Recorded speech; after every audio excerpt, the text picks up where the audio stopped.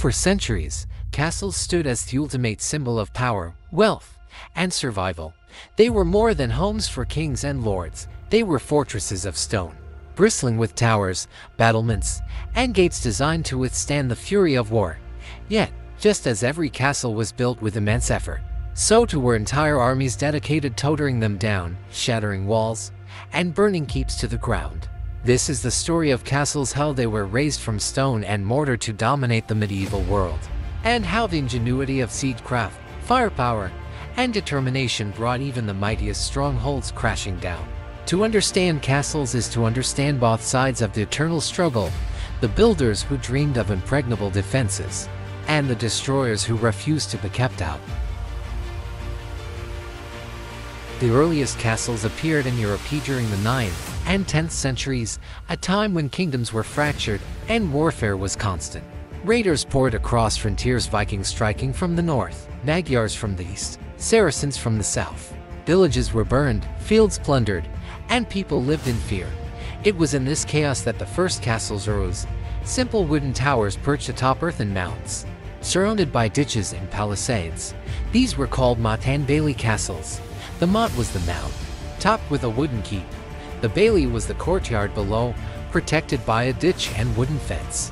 They could be built in a matter of weeks, a powerful advantage in a violent world.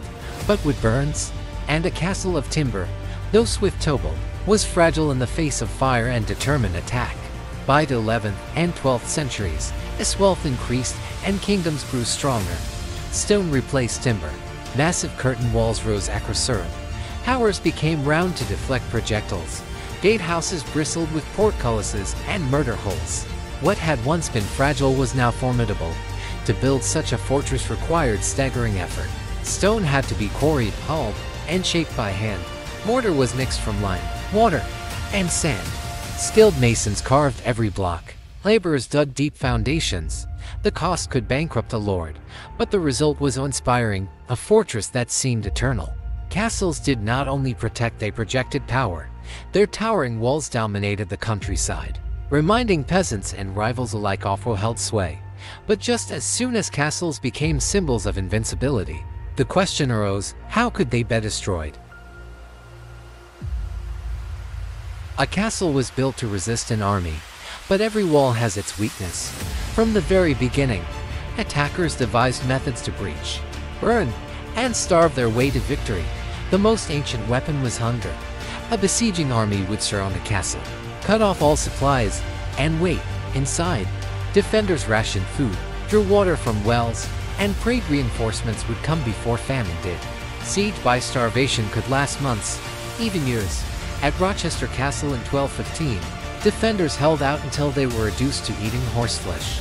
At Kenilworth in 1266, they endured 6 months before surrendering.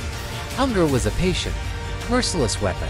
But sometimes, patience was a luxury attackers could not afford. Then came the engines of destruction. The battering ram was among the simplest. Suspended from a frame, the massive log shod with iron was swung again and again against gates and walls. With enough time, the timber splintered, stone cracked, and a breach was made. Siege towers loomed even more terrifying. These towering wooden structures rolled in wheels, taller than the walls they attacked. Inside, soldiers climbed ladders, protected from arrows by wet hides and thick planking. At the top, a drawbridge crashed down onto the enemy battlements, and hand-to-hand combat erupted high above the ground. The trebuchet was the giant of them all, the ultimate medieval artillery. Using counterweights and leverage, these great engines hurled stones weighing hundreds of pounds across vast distances. Walls shook with every impact, towers crumbled, and morale inside the castle faltered as boulders crashed into courtyards. Some armies even launched diseased corpses over the walls, turning disease into a weapon of terror. And then there was fire. Wooden defenses, though formidable, were vulnerable to flame. Attackers shot flaming arrows, hurled burning pitch, or tunneled beneath walls, filling mines with kindling before igniting them. The collapse of a tower, the roar of fire devouring beams, these were sounds that heralded doom. To build a castle was to build a fortress. To destroy it was to wage a war of patience, ingenuity, and sheer determination. The history of castles is written in through sieges, moments where ingenuity and endurance clashed. at the Siege of Jerusalem in 1099. During the First Crusade, the Crusaders built massive siege towers from wood scavenged across the countryside.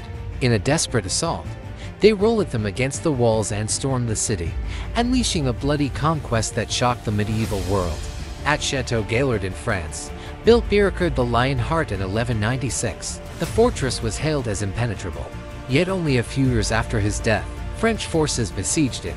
They starved out the defenders, breached the walls, and proved that even the greatest military mind of the age could not build an eternal stronghold. At Constantinople in 1453, the ancient city's mighty Theodosian walls that had stood for 1,000 years were shattered by a new invention: gunpowder artillery. Massive cannons, some firing stone balls weighing over half a ton, blasted breaches that no army before had ever achieved. With the fall of Constantinople, the age of the castle was coming to an end. When a castle fell, the consequences were profound. The defenders might be slaughtered or enslaved. The walls might be torn down stone by stone as a punishment for rebellion. Some castles were burned, never to rise again. Others were built stronger, their scars a reminder of survival for the lords who built them. A castle's fall was more than military defeat, it was the loss of prestige, wealth, and legitimacy. Castles were not only fortresses, they were symbols of rule. To lose one was to lose authority itself. But with every destruction came new lessons. Engineers learned where walls were weakest, where gates failed, where defenders crumbled. And so the cycle continued. Stronger castles, stronger weapons, new sieges, new ruins. Castles were not just buildings, they were engines that shaped history. They controlled roads, rivers, and trade. They gave kings and barons means to enforce their will. They offered peasants refuge in times of war and stood as seats of government in times of peace. Yet they also shaped the technology offer itself. The need to destroy castles drove the invention of siege engines, siegecraft, and eventually gunpowder artillery. Every stone wall invited a new weapon to tear it down. In this way, the story of castles is also the story of innovation, the relentless arms race between defense and attack. Today, castles stand as ruins across Europe, the Middle East, and beyond. Some are crumbling heaps of stone, overgrown with ivy.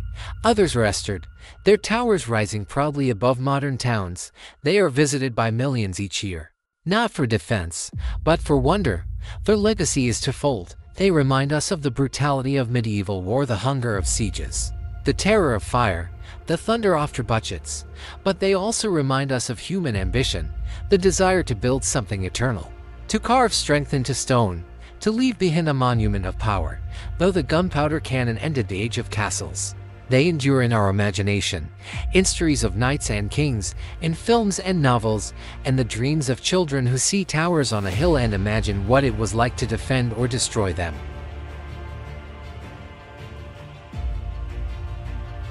To build a castle was to challenge the world with stone and mortar. To destroy one was to defy that challenge with fire and steel. Across centuries, this struggle defined kingdoms, toppled rulers, and shaped the very course of history. Every ruined wall and crumbling tower tells the same story. Nothing is truly invincible. Every defense can be broken. Every fortress can fall. And yet, in their rise and ruin, castles continue to captivate us, symbols of a world where survival was carved in stone, and destruction was only ever a siege away.